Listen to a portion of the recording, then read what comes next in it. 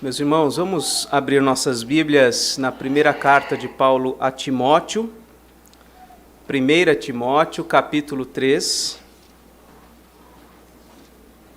Nós vamos ler do versículo 8 ao versículo 13. Texto que trata sobre os diáconos da igreja. 1 Timóteo, capítulo 3, a partir do verso 8, diz assim: Semelhantemente, quanto a diáconos, é necessário que sejam respeitáveis, de uma só palavra, não inclinados a muito vinho, não cobiçosos de sórdida ganância, conservando o mistério da fé com a consciência limpa. Também sejam estes, primeiramente, experimentados, e, se mostrarem irrepreensíveis, exerçam o diaconato. Da mesma sorte, quanto a mulheres, é necessário que sejam elas respeitáveis, não maldizentes, temperantes e fiéis em tudo. O diácono seja marido de uma só mulher e governe bem seus filhos e a própria casa. Pois os que desempenharem bem o diaconato alcançam para si mesmos justa preeminência e muita intrepidez na fé em Cristo Jesus. Deus bendito, graças te damos pela tua palavra e rogamos que possamos, ó Deus, receber a iluminação do teu Espírito para compreendê-la, Senhor, e que o Senhor possa coordenar, ó Pai, a eleição de diáconos em nossa igreja, para que, ó Deus, nosso povo seja devidamente atendido, para que as necessidades sejam supridas, a tua igreja seja edificada e assim o seu nome, ó Deus, seja glorificado, Senhor. Abençoa-nos nesta hora, pedimos em nome do Senhor Jesus. Amém.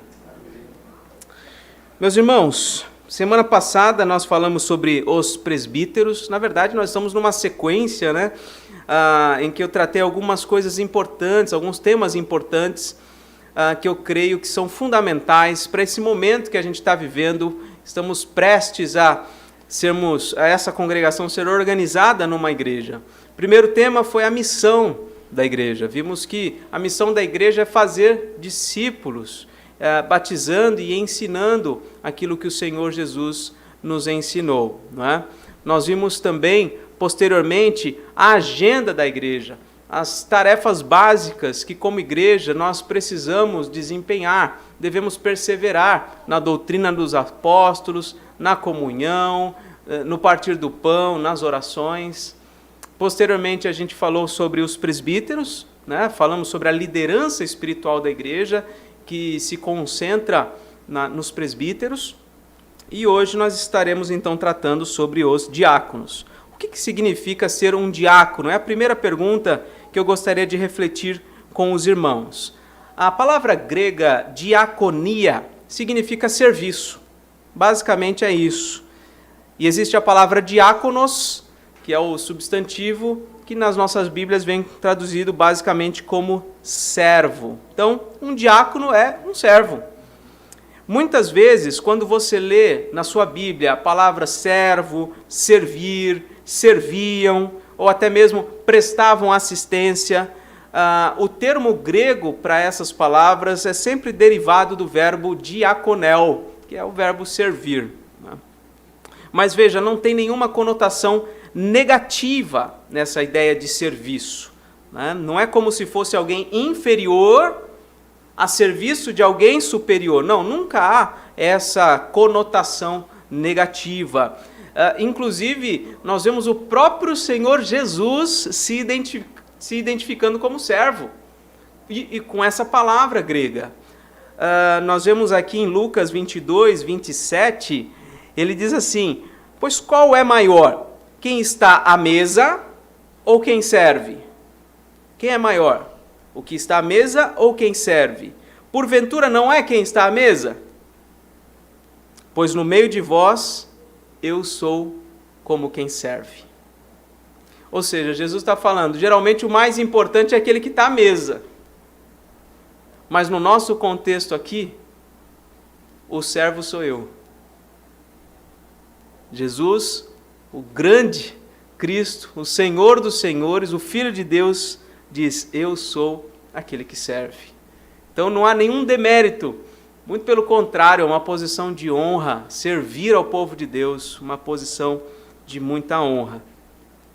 Tem muitas ocorrências dessas palavras ligadas à diaconia, diaconel, palavras derivadas, que nas nossas traduções em português não vem como servir ou como serviço. Tem outras palavras que as nossas traduções usam, como por exemplo a palavra ministério, a palavra ministro. Quando você estiver lendo o Novo Testamento, palavra ministro, palavra ministério pode ter por trás a palavra grega diácono ou diaconel, diaconia.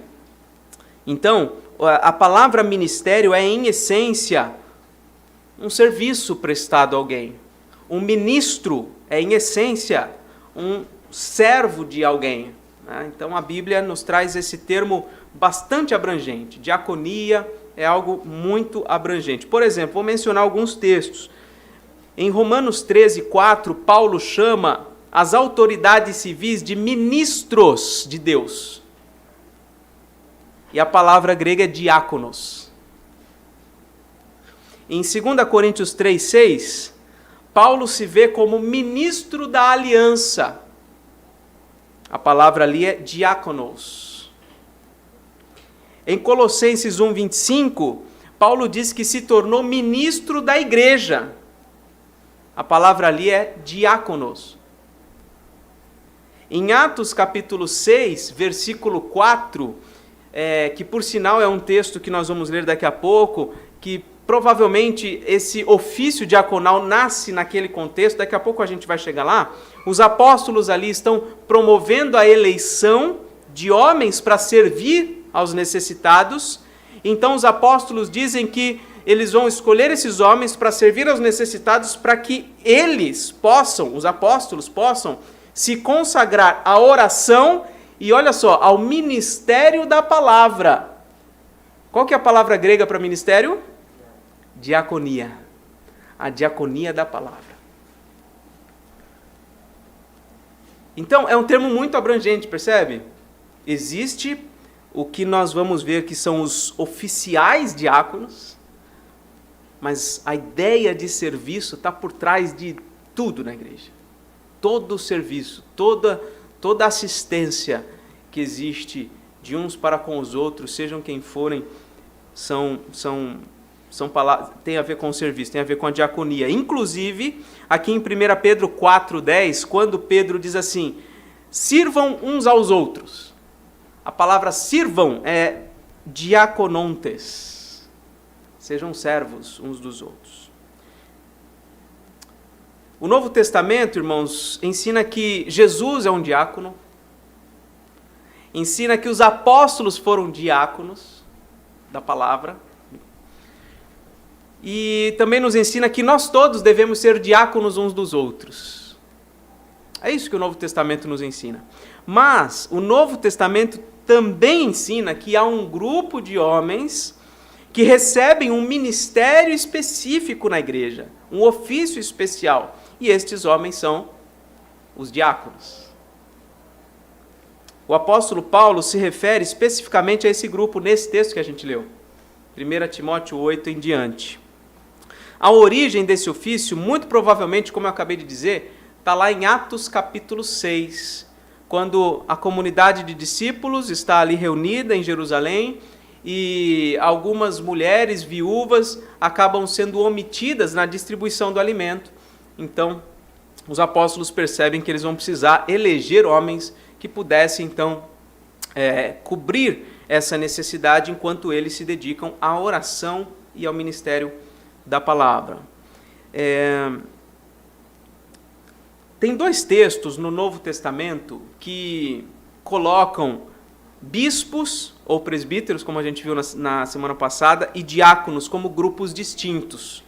A gente vê isso, por exemplo, em Filipenses capítulo 1, versículo 1, que diz assim, é o início da carta, ele diz, Paulo e Timóteo, servos de Cristo Jesus, a todos os santos em Cristo Jesus, inclusive bispos e diáconos que vivem em Filipos. Então a gente já percebe num texto como esse, que existiam esses dois grupos distintos na liderança da igreja. Aqui nesse texto também, a gente está vendo, por exemplo, no versículo 1, no versículo 2, Paulo se refere ao episcopado, aos bispos, e na sequência ele fala dos diáconos. Então, dois grupos de homens que se distinguem na igreja por terem papéis fundamentais. Então, essa é a primeira questão que eu queria tratar com os irmãos. O que significa ser um diácono? Basicamente significa servir, e nesse sentido, todos nós somos diáconos, mas sim, o Novo Testamento aponta também para a definição de um ofício, de um cargo, se assim podemos dizer, especial na edificação da igreja, o qual deve ser chamado então de diáconos. A segunda questão que eu gostaria de refletir com os irmãos é como que a igreja pode identificar os homens que Deus deseja colocar como diáconos. Como que a gente pode identificar como igreja? E a primeira coisa que eu gostaria de mostrar são as características que o próprio texto que nós lemos nos apontam. Nós vemos aqui no versículo 8, acompanhe na sua Bíblia. Semelhantemente, quanto a diáconos, em primeiro lugar, é necessário que sejam respeitáveis. Sejam dignos de respeito. No sentido de que são pessoas que têm um comportamento digno de respeito, são irrepreensíveis. Diz ainda que devem ser homens de uma só palavra, ou seja, não tem aquela dupla disposição, ora quer, ora não quer, diz que vai fazer, mas não faz. Não, tem que ser homens de uma só palavra, que tem compromisso com a sua palavra. Como Jesus disse, seja o vosso sim, sim, e o vosso não, não. Então, homens que têm um compromisso com a sua palavra. Ainda no versículo 8, que não sejam inclinados a muito vinho. Obviamente, o vinho ou qualquer outra bebida alcoólica, qualquer outra substância entorpecente, traz esse entorpecimento da mente. Tira a sobriedade, tira a razão, tira a inteligência, tira o equilíbrio. Então, é importante que não sejam inclinados a muito vinho. E ainda no versículo 8, não cobiçosos de sorte da ganância. Ou seja, a igreja tem que notar os homens que sejam desprendidos deste mundo, especialmente no que diz respeito ao quesito financeiro. Homens que não amem o dinheiro, que não tenham ganância, mas que possam ser servos humildes, que tenham em vista mais o bem do outro do que a edificação do seu próprio reino material. No versículo 9, nós vemos mais uma característica. Diz assim, conservando o mistério da fé com a consciência limpa. A palavra aqui para conservando poderia ser também a ideia de sustentar, sustentando. Devem ser homens que sustentem o mistério da fé com consciência limpa, ou seja, aquilo que eles creem, aquilo que eles professam, eles o fazem de consciência limpa. São pessoas que possam pregar o Evangelho, que possam testemunhar o Evangelho, e isso de consciência limpa, ou seja, que não tenham pecados escondidos. É claro que a igreja não tem como sondar mentes e corações, como nós vimos até mesmo na primeira leitura, só Deus faz isso. Deus sonda mentes e corações. A igreja não pode fazer isso. Mas o que nós pudermos fazer para checar a vida destes que eventualmente poderão ser eleitos diáconos, nós devemos fazê-lo. Claro que ninguém é policial, mas a gente, pelo convívio, a gente percebe muitas coisas, não é? No versículo 10, nós temos aqui mais uma característica, né? mais um critério. O apóstolo Paulo diz assim, também sejam estes primeiramente experimentados e, se mostrarem irrepreensíveis, exerçam o diaconato. Veja que os diáconos, eles não podem ser postos na diaconia, no ofício do diaconato, sem antes terem sido experimentados, sem antes ter passado um tempo para exame e avaliação.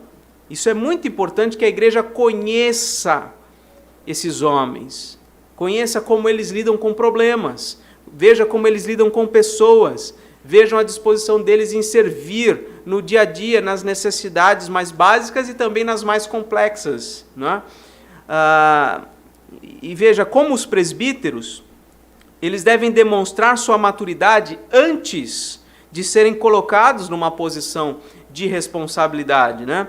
Lá no versículo 6, como a gente viu na semana passada, nós vemos que o presbítero não pode ser neófito, que significa que não pode ser novo na fé, não pode ser um novo convertido, tem que ser alguém experiente, maduro. Da mesma forma que no versículo 10, os diáconos também, eles precisam ser experimentados, devem ser testados. Porém, Paulo não está dizendo aqui que deve se estabelecer testes ou experiências formais. Faz uma prova, ou então passa um tempo fazendo essa experiência aqui para a gente te avaliar. Isso pode até acontecer, não há nenhum problema. Tem igrejas que fazem isso. Por um período, o irmão fica ali fazendo as mesmas funções de um diácono e tal. Isso é importante, eu acho que pode ser muito útil, né? Mas não é isso exatamente que ele está dizendo. O que ele está ensinando é que as características que ele está colocando devem se mostrar evidentes antes de serem eleitos no dia a dia, mesmo sem cargo, mesmo sem estar numa posição ali de prova formal. A pessoa tem que se mostrar serva, o homem tem que se mostrar servo, independentemente de qualquer coisa, não é? Então esse é um ponto.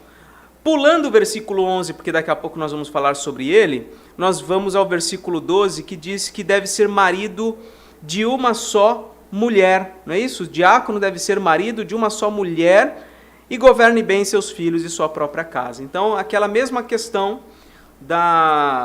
em relação aos presbíteros, um homem que não tenha mais de uma mulher, ou seja, não pode ser poligâmico, né? Mas eu creio que isso também se aplica àqueles que eventualmente, por razões diversas na vida, vieram a se divorciar, casar-se de novo. Eu creio que se aplica também a isso. É importante que o homem que venha a exercer o diaconato, assim como o presbiterato, tenham sido maridos de uma só mulher. A menos, obviamente, como a própria Bíblia coloca como exceção, o fato de repente, ser alguém que ficou viúvo, por exemplo, e veio a se casar novamente. Nesse sentido, não seria qualquer impedimento. Então, nós temos aqui do verso 8 ao 10 e depois do versículo 12, várias características que nós devemos identificar nos homens que serão diáconos. E as mulheres, que está aqui no próximo tópico, né? E as mulheres? O versículo 11 diz assim, no meio ali da descrição do diácono, Paulo diz assim: da mesma sorte, quanto a mulheres, é necessário que sejam elas respeitáveis, não maldizentes, temperantes e fiéis em tudo. Então, várias características em relação às mulheres, né? Devem ser respeitáveis, não maldizentes, temperantes, no sentido de pessoas equilibradas, pessoas que possam tratar casos de dificuldade com equilíbrio e tudo mais, e sejam fiéis em tudo. A questão é, quem são essas mulheres que Paulo está colocando aqui? Quem são? Geralmente, os estudiosos apontam para 3 possibilidades. Uma possibilidade seriam as esposas dos diáconos, as mulheres dos diáconos, né? Segunda possibilidade seriam diaconisas, ou seja, mulheres com o ofício do diaconato. E terceira possibilidade interpretativa seriam mulheres auxiliadoras dos diáconos, colaboradoras mesmo, né?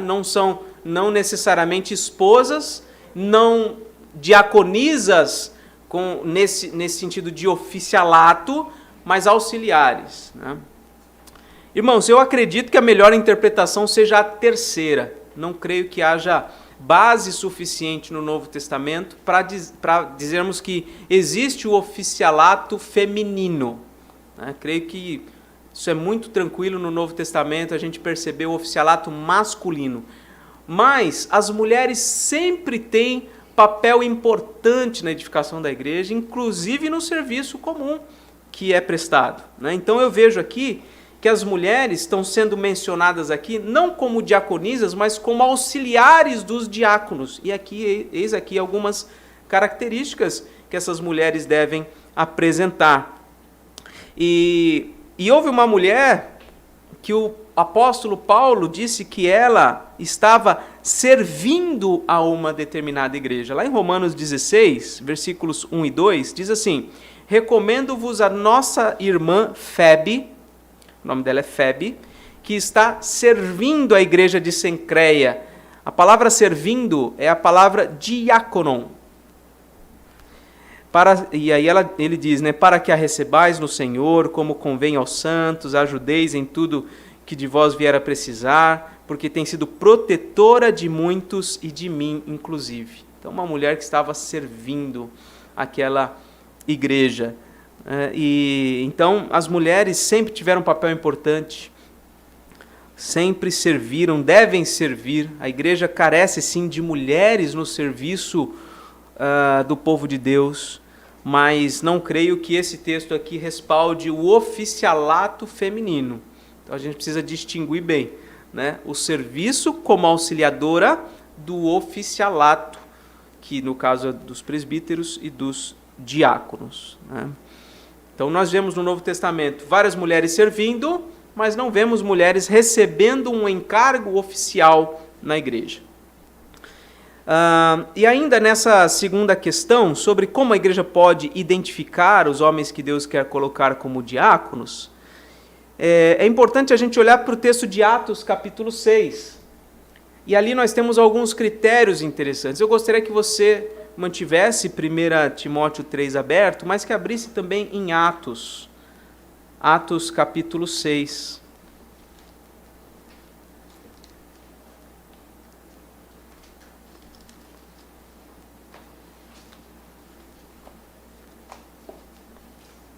Inclusive, em algumas traduções aparece um título aqui, A Instituição dos Diáconos. Eu não concordo que seja exatamente isso. Só um detalhe, esses subtítulos aqui não são inspirados por Deus, são colocados pela editora, né? Então, isso pode não corresponder à verdade. Mas o ponto aqui, veja, eu vou ler esse trecho inicial. O Atos capítulo 6, versículo 1 diz assim: ora, naqueles dias, multiplicando-se o número dos discípulos, houve murmuração dos helenistas contra os hebreus, porque as viúvas deles estavam sendo esquecidas na distribuição diária. Então, um problema na distribuição do alimento, dos suprimentos em geral. Então, como é que eles resolveram isso? Versículo 2: então os 12 convocaram a comunidade dos discípulos e disseram: não é razoável que nós abandonemos a palavra de Deus para servir as mesas. Mas, irmãos, escolhei dentre vós 7 homens de boa reputação, veja aí as características, de boa reputação, cheios do Espírito Santo, cheios de sabedoria, aos quais encarregaremos deste serviço. E quanto a nós, nos consagraremos à oração e ao ministério da palavra, como eu já disse anteriormente, a diaconia da palavra, ao serviço da palavra. O parecer agradou a toda a comunidade e elegeram Estevão, homem de fé e do Espírito Santo, cheio de fé e do Espírito Santo, Filipe, Prócoro, Nicanor, Timão, Pármenas e Nicolau, prosélito de Antioquia. Apresentaram-nos perante os apóstolos e estes, orando-lhes, impuseram as mãos. E assim crescia a palavra de Deus e assim tudo correu muito bem. Então, nós vemos aí 4 características nesse texto que eu considero aqui como sendo o texto embrionário da formação do oficialato do diaconato, né? Essas características são descritas aí no versículo 3 e no versículo 5. Boa reputação, cheios do Espírito Santo, cheios de sabedoria e cheio, no versículo 5, cheio de fé. São características importantes também, certamente, para nós encontrarmos nos homens que serão diáconos. Terceira questão para a gente refletir sobre os diáconos. Quais funções eles devem desempenhar? Aqui em Atos capítulo 6, a gente acabou de ler, esses 7 homens foram eleitos para quê? Especificamente, para servir as mesas. Não é isso? Para servir as mesas, para que nenhum irmão ficasse sem alimento na distribuição diária. Nós não temos uma descrição do serviço dos diáconos muito detalhada. Nós não temos. A descrição para o ofício dos presbíteros é mais detalhada do que para os diáconos. Eu creio que... Por que essa ausência de detalhes? Eu creio que é justamente porque é um serviço abrangente. Há muitas coisas que um diácono precisa se envolver, precisa tratar, mas fundamentalmente tem a ver sempre com a assistência da igreja.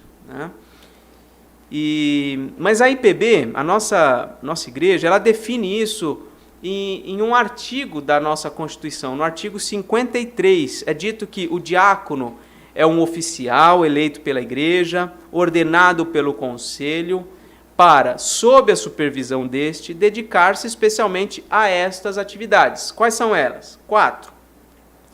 Primeira, a arrecadação de ofertas para fins piedosos. Segundo, ao cuidado dos pobres, doentes e inválidos. Terceiro, a manutenção da ordem e reverência nos lugares reservados ao serviço divino.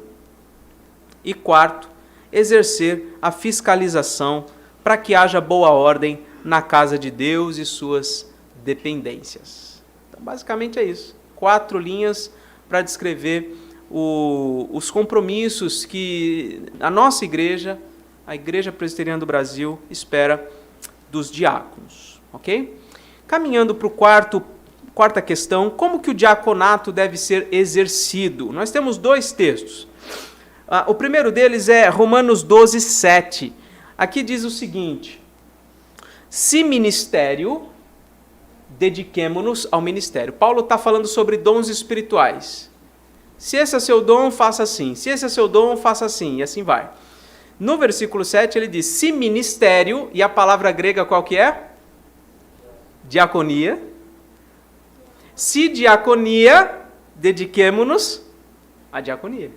Então, o que eu quero dizer é que o diaconato deve ser exercido com dedicação. Dedicação.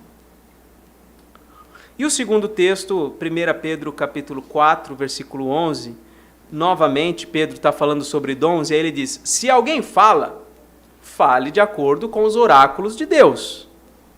Ou seja, fale de acordo com aquilo que Deus disse. Não fala bobagem, não fala o que você pensar. Aí ele diz, aqui na sequência, sobre quem serve. Se alguém serve, qual que é a palavra grega? Diaconei. Se alguém serve, faça-o na força que Deus supre. Se alguém serve, faça-o na força que Deus supre. Para quê? Para que em todas as coisas seja Deus glorificado por meio de Jesus Cristo, a quem pertence a glória e o domínio pelos séculos dos séculos. Amém. Então, 2 textos, um do apóstolo Paulo, outro do apóstolo Pedro, dizendo, olha, se você tem um ministério, dedique-se nesse serviço. Se você serve em qualquer frente, faça na força que Deus supre. Por que ele está dizendo isso? Porque muitas vezes nós nos vemos incapacitados. A gente vê, nós não teremos força para isso. É um trabalho muito acima da minha capacidade de execução. Mas o apóstolo Pedro encoraja, dizendo, olha, se você serve, faz na força que Deus supre. Não vai na tua força. Não vai com as tuas capacidades. Vai na força que Deus supre. E a quinta e última questão, como que a igreja deve tratar os homens que Deus colocar como diáconos? Como é que a igreja deve receber, deve tratar estes homens?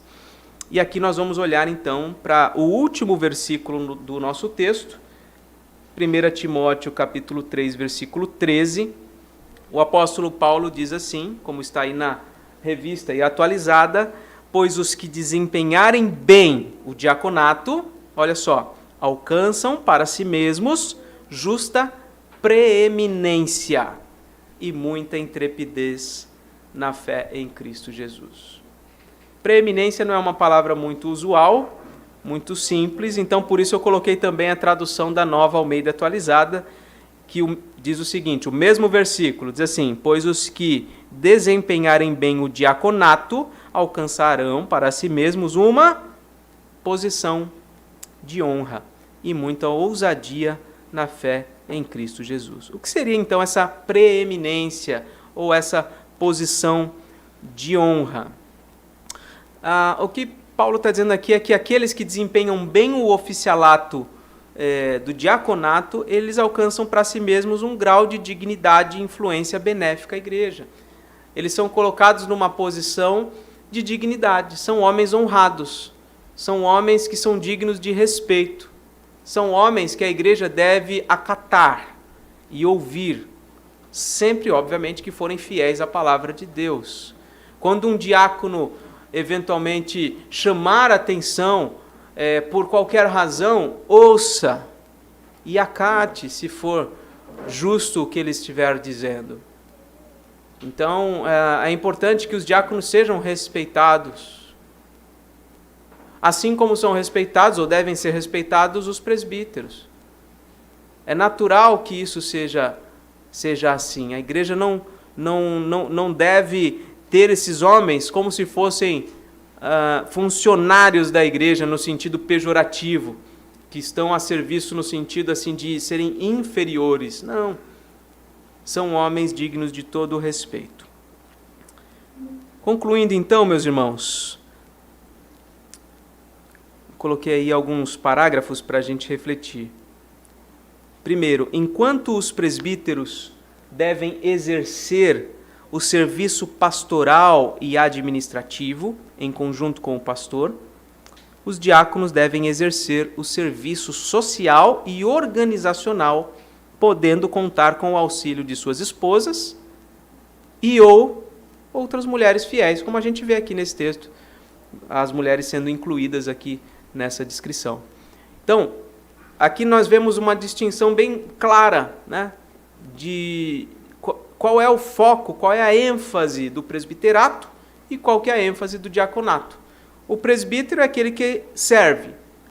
Serve em que sentido? No sentido pastoral e administrativo.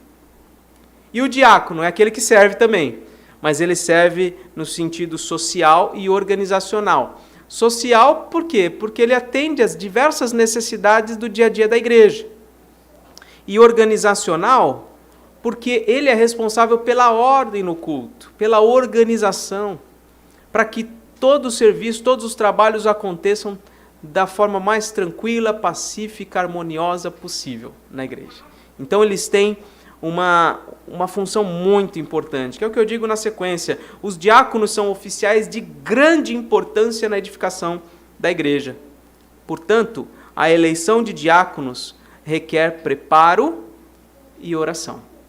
Preparo nesse sentido que eu estou colocando, como trazendo uma reflexão, trazendo um sermão, trazendo eventualmente estudos bíblicos. A igreja precisa ser preparada para identificar e eleger os seus diáconos, mas também um preparo espiritual em oração. Nós precisamos orar por isso. E por fim, cabe à igreja buscar em oração o direcionamento do Senhor para escolher homens que atendam a todas as características bíblicas que nós vimos. Então, estejamos, irmãos, em oração, buscando o direcionamento de Deus também para essa eleição que acontecerá em breve.